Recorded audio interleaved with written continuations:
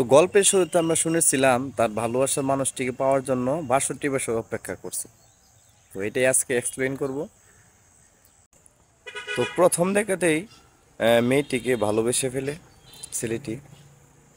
মানে মেয়েটিকে এমন ভালোবাসে, মানে সে মেয়েটিকে ভুলতেই পারে না, এরকম একটা বিষয়। তো মেয়েটিকে মানে কোনোভাবে রাজি করতে পারতেছে না। একদিন, 2 দিন, 3 দিন, মানে বেশ কিছুদিন পরে মেয়েটিকে রাজি করে। রাজি করবো, মেয়েও রাজি হয়। আর তো দুজনেই ভালোবাসাটা পূর্ণতা পায়। পাওয়ার পরে চাইছিল তারা আহ, বিয়ে পর্যন্ত এগিয়ে নিয়ে যাওয়ার জন্য।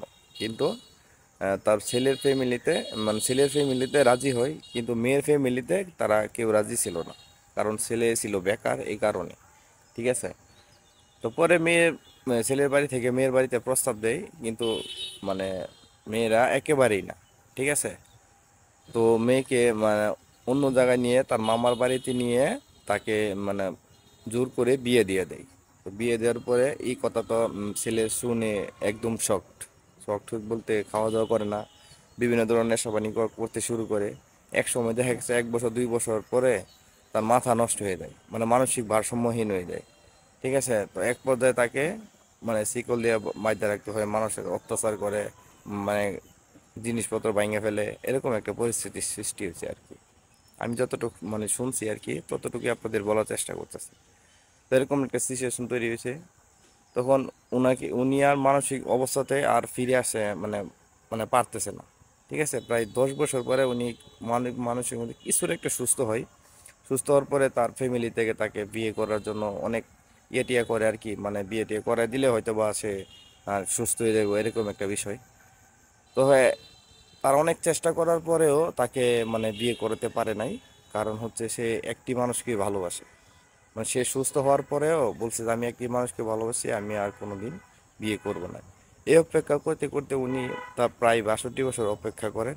মানে ৬২ বছর অপেক্ষা করার পর উনি যখন মৃত্যুর শয্যে পাঞ্জা মানে লড়তেছে, এরকম পর্যায়েও তার ভালোবাসা মানুষটিকে সে মানে ফিরে আসবে, এরকম আশায় সে মানে এখনো বসে আছে। ঠিক আছে। তো অবশেষে উনি যখন মানে মারা যায়, তখনই এখানে যে তার যে স্টোরিটা বা তার যে গল্পটা অনেকে শুনে না, বাড়ির কাছে থাকলে শুনতে পায় না, এরকমভাবে আমি শুনতে পাইছি।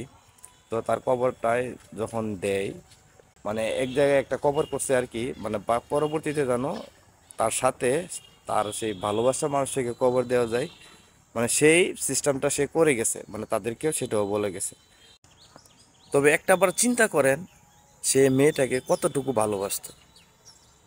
হ্যাঁ, মানে সে মারা যাবে, তারপরও তার আশায় ছিল তার ভালোবাসার মানুষটি এখনো তার কাছে ফিরে আসবে।